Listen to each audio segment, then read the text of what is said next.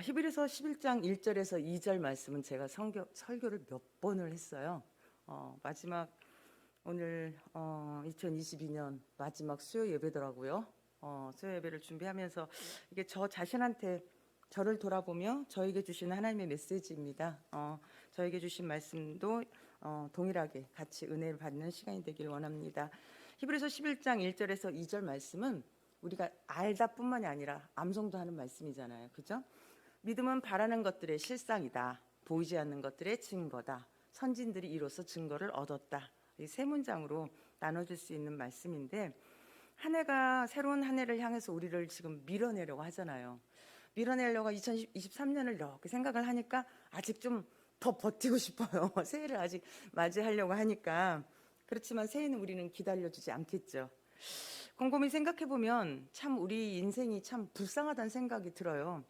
착한 사람은 착해서 불쌍하고, 못된 사람은 못돼서 불쌍하고, 나이를 너무 많이 먹은 사람은 또 나이를 너무 많이 먹어서 불쌍하고, 또 젊은 사람은 또 젊은 사람대로 또 긴 인생을 또 살아내야 한다고 생각하면 그 또한 불쌍하고, 험악한 세월을 버티며 살아내야 하는 우리의 모든 인생이 좀 불쌍하다, 이런 생각이 좀 들어봤습니다.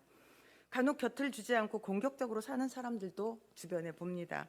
저 역시도 그렇게 살았던 사람 중에 한 사람이었고요. 따뜻하고 사랑스러운 말만 하기에도 짧은 인생살이에서 왜 저토록 화를 내고 다른 사람을 매도하고 혐오하고 짜증을 내는지 참 안타깝고 또 불쌍하다는 생각도 들었습니다. 특별히 저기 여의도 쪽에 계신 분들을 보면 특별히 더 그런 생각들이 많이 들어요. 만약에 자신에게 어느 정도의 세월이 남아있는지를 우리가 뚜렷하게 인식한다면 우리는 그렇게 살지는 못할 거라는 생각을 해보았습니다. 살아가면서 시시비비를 따지고 책임을 묻는 것이 무조건 잘못된 건 아니에요. 하지만 기본적으로 상대방을 이해하려는 감정이 우리 안에 바탕으로 깔려 있어야 그 다음에 무엇인가를 따질 때 바른 선택을 할 수 있는 것 같아요. 그리고 또 우리가 누군가를 궁일이 여길 수 있는 마음을 가져야 우리가 주님 앞에 주님 저 좀 불쌍히 여겨주세요라는 기도도 할 수 있는 거 아니겠어요? 오늘 본문은 우리가 잘 알고 있는 이 말씀이죠. 믿음은 바라는 것들의 실상이다. 본문의 말씀대로라고 한다면 불쌍하게 바라보면 불쌍하다. 제 인생도 저를 보면 불쌍하다고 생각하면 불쌍하다.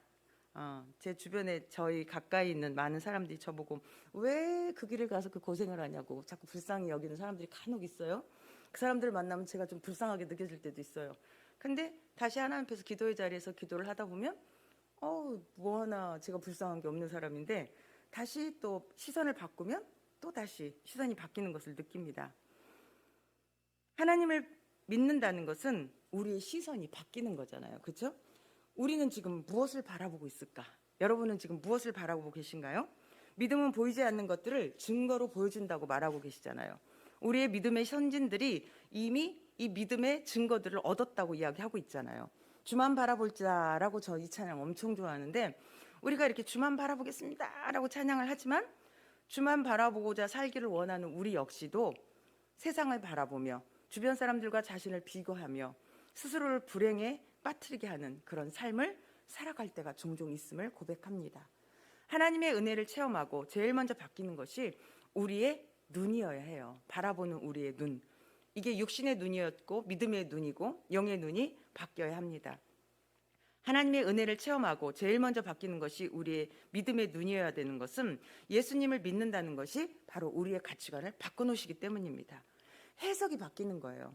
삶의 목표가 바뀌는 것이죠. 바라봄의 차이가 이렇게 우리들의 시선을 바꾸는 것이 필요로 하다 보면 우리가 나의 시선이 아닌 주님의 시선으로 바라봐야만 이게 가능하다는 것을 우리가 알 수 있죠. 우리는 육신을 가지고 살잖아요. 육신의 눈에 보이는 대로 보게 되고 그동안 살아왔던 경험과 그동안 우리가 생각했던 그 시선으로 세상을 늘 머물고 그것으로 보기 때문에 우리는 바뀌기가 어려워요. 그러나 예수님의 눈으로 우리가 시선을 자꾸 바꿔 나간다고 하면 지금 본문에서 말씀하신 것처럼 보이지 않는 믿음의 증거들을 볼 수 있게 될 줄 믿습니다. 그런데 여기에는 훈련을 해야 돼요. 훈련 없이 저절로 되는 것은 아무도 없어요. 어떤 상황 가운데서도 주님을 먼저 바라보는 훈련을 하시기를 축원드립니다. 주님의 시선으로 바라본다는 것은 어떤 상황이나 사건들을 주님을 통해서 보는 거라고 했잖아요. 곧 나의 눈이 보이는 대로, 내가 보고 싶은 것대로 사건을 해석하는 것이 아니라 주님을 가운데다 놓고 주님을 통해 모든 것을 해석하는 거예요. 주님을 통해서 바라볼 때 모든 것이 새롭게 해석이 됩니다. 보이지 않는 것이 보이기 시작을 하는 거죠. 저희도 우리 개척을 할 때 우리 하계동 아파트에서 시작을 하면서 이 장소에 오기까지 참 많은 일들이 있어요. 근데 지금도 돌아보면 그때 하나님께서 어떻게 그런 은혜를 주셨을까라고 생각하는 것이 의정부의 교회를 개척할 곳을 얻어서 그 나무로 기본적인 판을 다 꾸미고 하는데 몇백만 원이 들었단 말이에요. 근데 지방에서 그것을 안 된다고 보이콧을 했을 때 목사님과 저의 처음 감정은 화가 났어요. 왜 우리한테 이런 손해를 보라고 하는 거지? 라는 생각도 들었고, 왜 여기까지 올 때 아무 소리 안 하고 이렇게 하지? 라는 그 주변 환경은 원망할 수밖에 없는 상황이었지만, 목사님이나 저나 둘이 똑같이 기도하면서 얻었던 결론은, 경미당했던 그 목사님을 위해서 우리를 쓰셨나 보다 라는 결론을 갖고 기도를 하면서 여기까지 오게 되었습니다. 우리가 그 당시에 지방회를 향해서 원망하고 왜 그런 결정을 했냐고, 왜 우리에게 물질적인 손해를 줬냐고 따졌다면 우리는 여기까지 못 왔을 것 같아요. 그러나 그때 기도하면서 하나님께서 우리에게 그런 은혜를 주셨기 때문에 우리는 거기서 불평하지 않고 주저앉지 않고 앞으로 나아갈 수 있었던 것을 기억해 합니다. 바라봄의 차이를 만든다는 것은 다시 말하지만 우리에게 주님의 시선이 필요합니다. 우리가 나의 시선이 아닌 주님의 시선으로 바라본다는 것은 쉬운 일이 아니기 때문이에요. 자꾸 이 얘기를 강조하는 것은 우리가 예수님을 믿으면서 우리 삶이 바뀌기를 너무나 간절히 기도하잖아요. 근데 삶이 바뀌지 않는 사람들을 너무 많이 봐요. 제가 우리들 교회를 통해서 만 20년을 지나면서 계속 생각했던 것이, 왜 우리들 교회를 통해서 그렇게 목사님과 우리 사랑하는 성도들이 그렇게 최선을 다해서 사랑을 베풀고 함께 기도해주고 힘들고 어려운 시간을 함께 견뎌내 주었는데 그들이 우리를 배신하고 떠났지? 라는 생각이 들면 에이씨, 다 때려쳐 이런 생각이 문득 든단 말이에요. 그러나 거기에 제가 이 말씀을 준비하면서 제 안에 하나님 주신 은혜는 그거였어요. 그건 제 영역이 아니라는 거죠. 그건 하나님만이 하실 수 있는 거고, 우리가 최선을 다했으면 거기까지, 그러나 최선을 다하지 못한 부분에 대해서는 회개하고 다시 한번 돌아볼 수 있는 시간이 필요하겠지만, 하나님께서 우리에게 은혜를 베푸셨고 그것을 할 수 있도록 길을 여셨다는 거에 감사하고 마무리를 했습니다. 출애굽을 한 후에 이스라엘 백성들을 통해서 우리는 우리 시선이 삶을 해석하는 방법이 바뀌어야 하는 이유를 더 분명하게 알 수 있어요.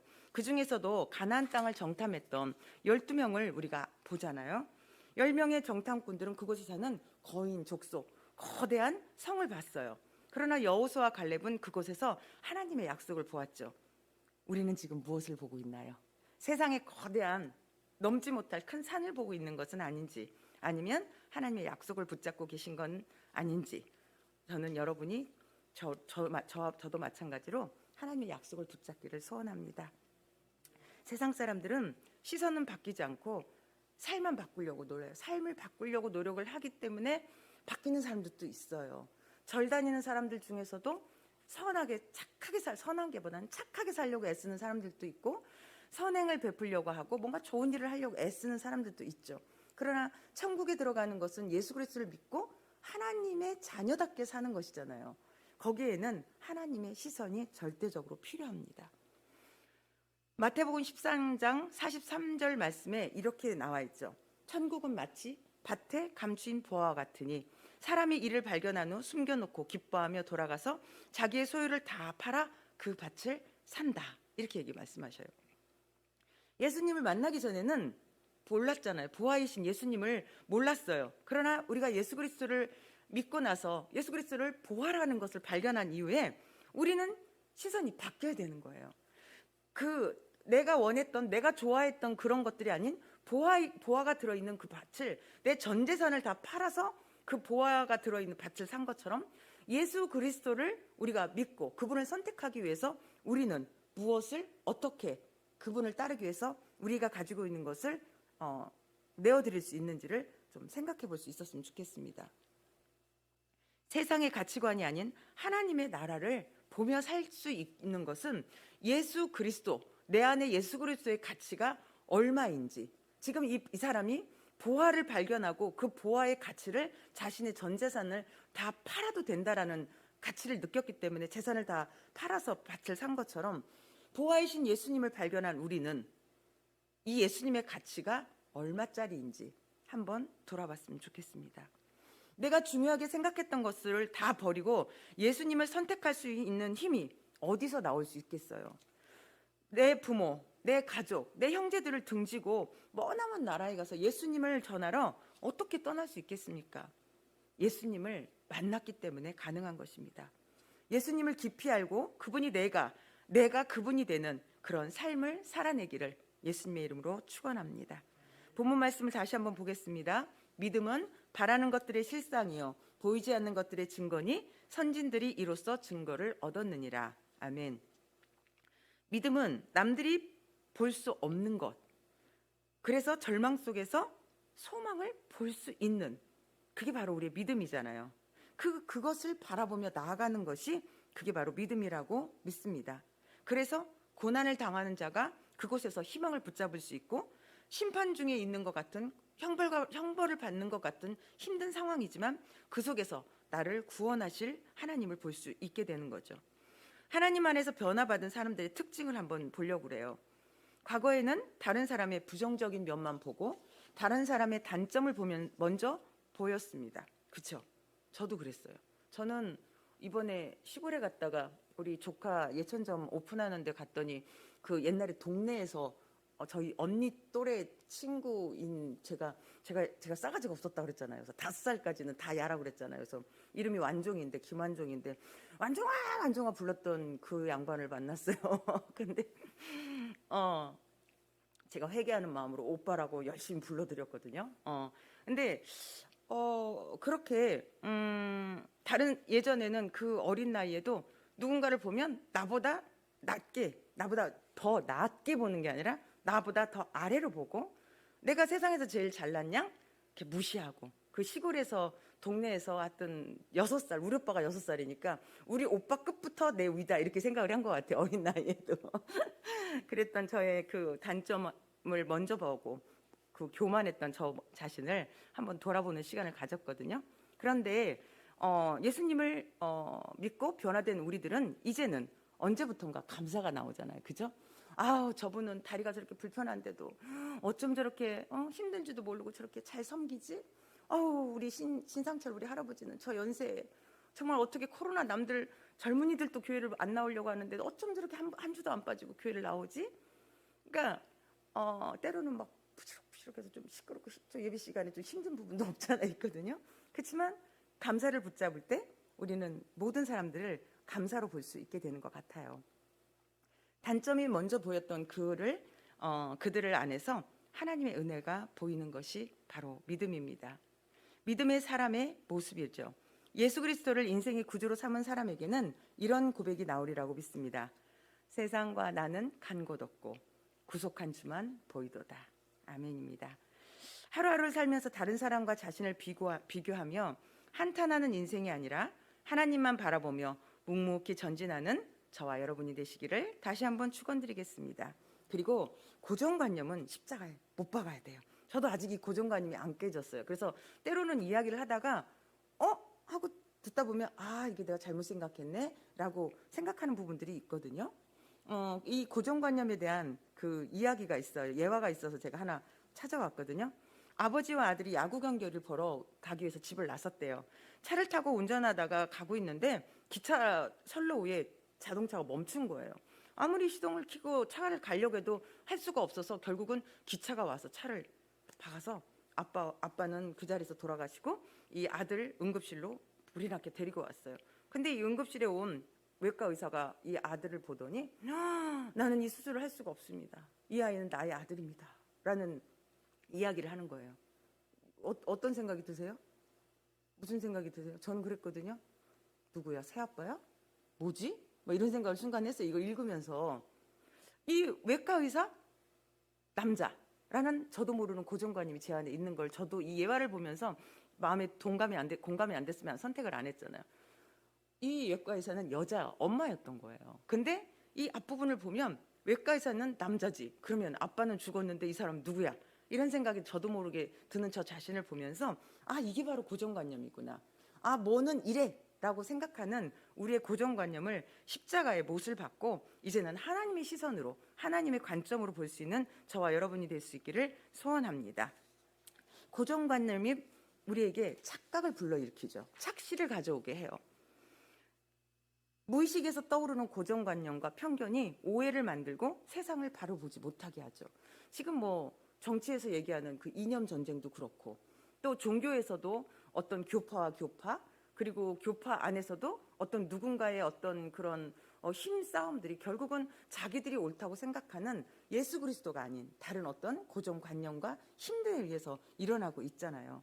그래서 오늘 이따가 말씀 끝나고 기도할 때 이 고정관념을 십자가에 못 박아 우리가 똑바로 세상을 볼 수 있게 해달라고 기도하시는 시간이 되기를 부탁드립니다. 바라보는 대상에 따라 또 해석이 달라집니다. 사람을 바라보고 절망할 수 있어요. 어려운 환경을 보고 또 낙심할 수도 있어요. 하나님의 백성들은 사람과 환경을 바라보는 것이 아니라 그 위에 계시는 주님을 바라보아야 합니다. 히브리서 기자는 12장 2절에서 믿음의 주요 또 온전하게 하시는 이인 예수를 바라보자 라고 말씀하고 계시잖아요. 이 말씀 우리 너무 잘 알죠. 그러니까 믿음의 주가 누구냐? 바로 예수님이라는 거예요. 그 예수님을 바라보자 라고 얘기를 하고 있어요. 우리가 정말 바라봐야 할 대상이 사람도 환경도 세상도 남편도 아내도 자식도 그 어떤 것도 아니라 바로 예수 그리스도 한 분뿐이라는 것입니다. 예수님을 바라볼 때 해석이 달라지기 때문에 우리는 예수님을 바라봐야 돼요. 알코올 중독자 죄송해요. 혓바늘이 너무 심하게 서가지고 알코올 중독자 아버지를 둔 쌍둥이 형제가 있었어요. 이 쌍둥이 형제는 똑같이 성장했는데 나중에 다 성장한 다음에 보니까 극과 극으로 달라진 삶을 사는 거예요. 형은 알코올 중독자가 되었고 동생은 유명한 변호사가 되었어요. 한 기자가 형에게 당신은 어떻게 알코올 중독자가 되었습니까? 라고 물었을 때 형은 이렇게 얘기했습니다. 알코올 중독자였던 아버지 때문이에요. 아버지가 알코올 중독자이니 자식도 그렇게 되는 것이 당연한 것이 아닙니까? 이번에는 기자가 동생에게 당신은 어떻게 변호사가 되었습니까? 라고 물었을 때 동생은 이렇게 대답했습니다. 알코올 중독자였던 아버지 덕분입니다. 아버지처럼 되고 싶지 않아서 열심히 공부했습니다. 똑같은 알코올 중독자 아버지를 두었지만 형은 알코올 중독자 아버지 때문에 알코올 중독자가 되었고요. 동생은 알코올 중독자 아버지 덕분에 변호사가 되었습니다. 인생의 해석만 달라져도 이렇게 다른 삶을 살 수가 있는 거잖아요. 알코올 중독자라는 똑같은 환경 속에서 형은 아버지 때문에, 동생은 아버지 덕분에 라는 표현으로 삶을 재해석했습니다. 때문에는 부정적인 언어입니다. 부모님 때문에, 친구 때문에, 가난 때문에, 환경 때문에, 누구누구 때문에, 내 상처 때문에 나는 이 모양 이 꼴이 되었다라고 말을 하죠. 저도 이 상처를 치유받기 위해서 참 많이 애를 썼었던 시간들이 있고 지금도 물론 그 부분에 대해서 기도를 하고 있습니다. 이에 반해 덕분에라는 긍정적인 언어가 있습니다. 부모님 덕분에, 친구 덕분에, 가난한 덕분에, 환경 덕분에, 상처 덕분에 오늘 내가 있게 된 거야 라고 감사하는 사람이죠. 햇빛을 비추면 반드시 그림자가 있어요. 우리 인생에 어떠한 일이 일어났을 때, 문제가 생겼을 때도 마찬가지예요. 햇빛이 있으면 빛이 있듯이 어떤 문제가, 어떤 역경이, 고난이, 이런 환경들이 생기면 밝은 면이, 이득이 있고 실이 있는 것처럼 우리의 인생을 어떤 부분을 붙잡을 것이냐, 우리는 그건 선택을 해야 돼요. 분명히 모든 사람이 다 봤을 때 햇빛이 있고 그림자가 있잖아요. 어떤 문제가 생겼을 때 분명히 이득이 있고 100% 이득, 100% 실은 없는 거잖아요. 그랬을 때 우리는 무엇을 붙잡고 살 것이냐, 우리가 선택해야 합니다. 때문에의 삶을 사는 사람은 어두운 면에만 주목하는 사람입니다. 분명히 밝은 면이 있음에도 불구하고 시커먼 색안경을 끼고 어두운 면만 봅니다. 덕분에의 삶을 사는 사람은 이 사람은 밝은 면을 주목하는 사람이죠. 비록 비구름이 몰아치는 환경 가운데 보이지는 않지만 구름 너머에 햇빛이 있음을 바라봅니다. 어차피 한 번 사는 인생, 우리는 때문에의 삶이 아니라 덕분에의 삶을 살아야 할 줄 믿습니다. 베드로는 예수님을 3번이나 저주하면서 부인했어요. 다른 복음서와는 달리 누가복음에 보면은 예수님이 십자가에 달려서 베드로를 바라보았다는 이야기가 나와요. 주께서 돌이켜 베드로를 보시니 베드로가 주의 말씀 곧 오늘 닭 울기 전에 내가 3번 나를 부인하리라 하심이 생각나서 통곡하고 울었다는 얘기가 나오잖아요. 여기서 보면은 주께서 베드로를 이렇게 십자가에 달린 매질을 당하죠. 매를 맞으실 때죠. 매를 받으시면서 이렇게 고개를 돌려서 베드로를 친히 보시는 거예요. 자, 여기서 이제 고정관념과 지금까지 앞에서 했던 얘기들을 깨고 생각을 해야 되는 거죠. 그죠? 제가 전에도 얘기했잖아요. 성경 말씀이 있는데 막 혼내는 말씀으로 저는 느껴졌다고. 그러니까 어렸을 때부터 너무나 할아버지, 할머니, 삼촌, 고모들로부터 지적을 당하고 뭘 하면 잘못했다고 하고 막 혼을 많이 받고 자라다 보니까 그 낮은 자존감 속에서 그러니까 윗사람이 얘기하는 언어는 좀 저한테 이렇게 강요하고 뭔가 꾸중하는 듯이 듣는, 저도 모르게 저도 몰랐어요. 근데 성경을 요즘 다시 이렇게 읽으면서 이게 하나님의 마음으로 이렇게 느껴지는데 그건 그 음성이 아니더라고요. 여기에서도 마찬가지예요. 예수님이 지금 어떤 눈으로 바라보셨을까요? 야, 이 베드로, 너 이 나쁜 놈, 너 내 수제자라고? 뭐 나를 위해 죽는다고? 이놈아, 네가 지금 하는 꼴을 봐라. 너 좀 있으면 나를 3번 부인할 거거든. 이놈의 자식. 이렇게 했을 것 같잖아요. 그죠? 보통은 그렇게 하잖아요. 그러나 여기서 보면은 예수님은 어떤 눈으로 보고 계실까? 우리는 그 이후에 일어나는 여러 가지 사건들을 통해서 유추할 수 있죠. 주님은 지금 어떤 눈으로 보셨을까요? 괜찮다. 베드로, 지금 내가 나를 부인할 거지만 너는 이 사건 덕분에 나에게 더 순종하고 신실하게 쓰임받는 제자가 될 거야. 그러니까 너무 속상해하지 마. 너무 힘들어하지 마. 라는 그 긍휼의 마음으로 주님이 지금 보고 계시지 않을까요? 주님은 현재 자신을 부인하고 있는 베드로를 바라보고 계시는 것이 아니에요. 이 사건 덕분에 장차 더 크게 주님 앞에 쓰임받는 베드로의 모습을 보며 그에게 괜찮다라는 시선을 보내고 계신 겁니다. 사도 바울도 그랬죠. 밤의 식상에서 예수님을 만난 그 빛으로 예수님을 만나고 음성으로 듣던 사도 바울에게 그 아나니아나 다른 제자들은 예수님을 핍박하는, 우리를 죽이려고 온 사람이었습니다라고 이야기할 때 예수님은 사도 바울을 뭐라고 말씀하셨냐면 이방 민족을 구원하기 위한 나의 택한 그릇이다라고 표현을 말씀을 하시잖아요. 그러니까 하나님의 시선, 하나님의 눈으로 보는 거는 우리의 눈으로 보는 것과는 다르다는 것을 우리가 다시 한번 생각했으면 좋겠어요. 로마서 8장 28절에는 하나님을 사랑하는 자, 곧 그 뜻대로 부르심을 입은 자들에게는 모든 것이 합력하여 선을 이룬다고 말씀하셨습니다. 이전에 나의 어둡고 힘들었던 삶이 예수님 덕분에 사용할 만한 그릇이 되시기를 예수님의 이름으로 축원합니다. 예전에 기도치유에 갔을 때 장요한 목사님이 저한테 그런 얘기를 했어요. 사모님은 도대체 얼마나 많은 상처가 있어서 그 얼마나 많은 상처를 치유받았길래 그렇게 많은 사람들을 그냥 너그럽게 봐줄 수 있는 거야? 라는 표현을 해준 적이 있거든요. 근데 저는 그때는 그 말이 무슨 말인지 몰랐어요. 근데 내가 예전에 이렇게 못난이었고 내가 부족했고 힘들었던 저의 그런 모습들 때문에 웬만한 사람들은 그냥 다 괜찮아라고 어느 순간 저도 모르게 됐었던 것 같아요. 그러니까 그때 이야기를 생각하면서 내가 과거에는 힘들고 나를 찔렀던 가시 같은 역할들의 삶이지만 그것이 예수님 덕분에, 우리가 예수 그리스도를 만나고 예수님 덕분에 그것이 다시는 하나님께서 우리를 쓰시는 그릇이 될 수 있다는 것을 다시 한번 생각하게 되었습니다. 오늘은 2022년 마지막 수요 예배입니다. 다시는 없습니다. 2023년 마지막 수요 예배가 또 찾아올 거예요. 예수님을 깊이 알아가는 우리 모두가 우리의 곁으로 찾아오신 예수님을 기억해내셨으면 좋겠습니다. 내가 예수님을 찾아간 것이 아니라 예수님이 우리에게 찾아와 주셨습니다. 예수님의 다시 오심을 기다리는 우리가 되어야 하겠습니다. 잊으면 안 돼요. 깨어서 우리가 기도하기 위해서 예수님이 우리를 찾아오신, 출임하셨던 예수님이 다시 오실 거라는 것을 우리는 늘 기억해내야 합니다.